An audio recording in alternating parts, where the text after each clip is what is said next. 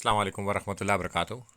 आज हम बात करेंगे चैप्टर 6 आयत नंबर 108 कि सब का मतलब क्या होता है।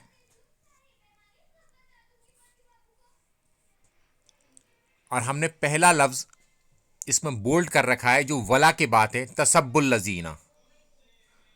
तो तसब्बु यानी कि सब का क्या मतलब होगा। अब हम बात करेंगे इसके ट्रांसलेशन में, और हमने उसको पहला लफ्ज़ ही लिख रखा है और गाली।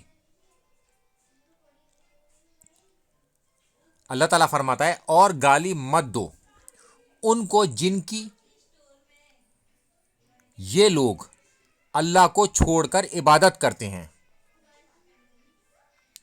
फिर अल्लाह ताला आगे बताता है क्यों ना दो, क्योंकि फिर वो बड़ा जाहिल हद से गुजर कर अल्लाह ताला की शान में गुस्ताखी करेंगे। हमने इस तरह हर तरीके वालों को इनका अमल मरगूब बना रखा है, फिर अपने रब ही के पास इनको जाना है, सो वो इनको बतला देगा जो कुछ भी वो किया करते थे। यानी कि फिर हमें इन लोगों को अल्लाह ताला पर छोड़ देना चाहिए और हमें जिनकी ये लोग इबादत करते हैं अल्लाह को छोड़कर उनके बारे में कोई बदकलामी गाली नहीं देनी, क्योंकि पलट के फिर वो देंगे जो कि हमें कबूल नहीं है। इसको हम दूसरे तरीके से देखें विद इन द मुसलमान, कि मुसलमानों में एक दूसरे फिरके के अकाबरीन को बुरा कहा जाता है। शिया सुन्नी को कह रहे हैं, सुन्नी शिया को कह रहे हैं। फिर सुन्नियों के तीन बड़े गिरोह बर्रे सगीर में, देवबंदी, बरेलवी और अहले हदीस, ये एक दूसरे के बुजुर्गों को बुरा कह रहे हैं। अब ये लोग नहीं सोच रहे कि अगर हम इनके बुजुर्गों को बुरा कहेंगे तो लौट कर ये लोग भी तो हमारे बुजुर्गों की बुरा कहेंगे। तो हमें किसी को बुरा कहने से पहले सोच लेना चाहिए। हाँ, इख्तलाफ हम रखें, इल्मी तौर पर हम इख्तलाफ रख सकते हैं।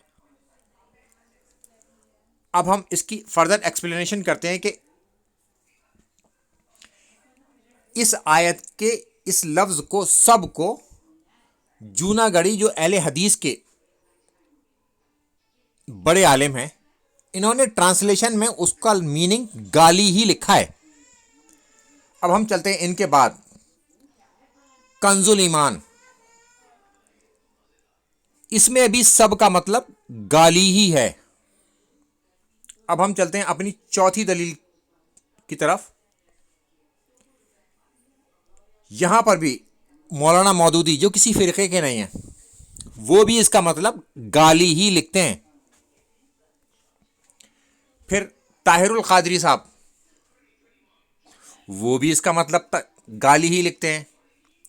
फिर हम चलते हैं अमीन इस्लाही साहब की तरफ, वो भी इसका मीनिंग जो कि दूसरी लाइन में है गाली ही लिखते हैं। फिर चलते हैं हम हसन रिजवी साहब की तरफ, वो भी दूसरी लाइन में लिखते हैं इसे गालियां।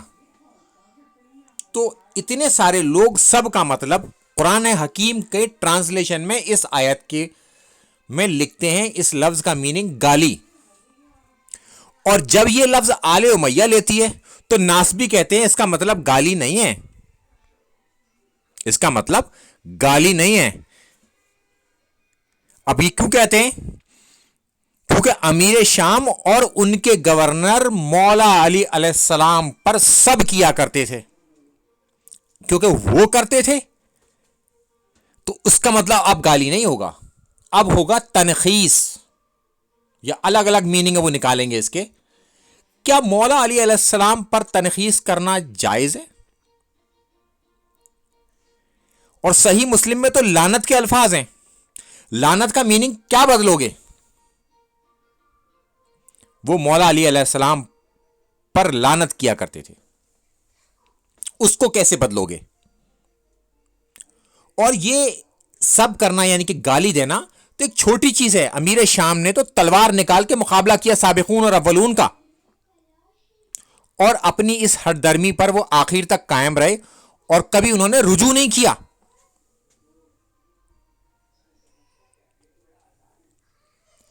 اور مولا علی علیہ السلام کون ہے؟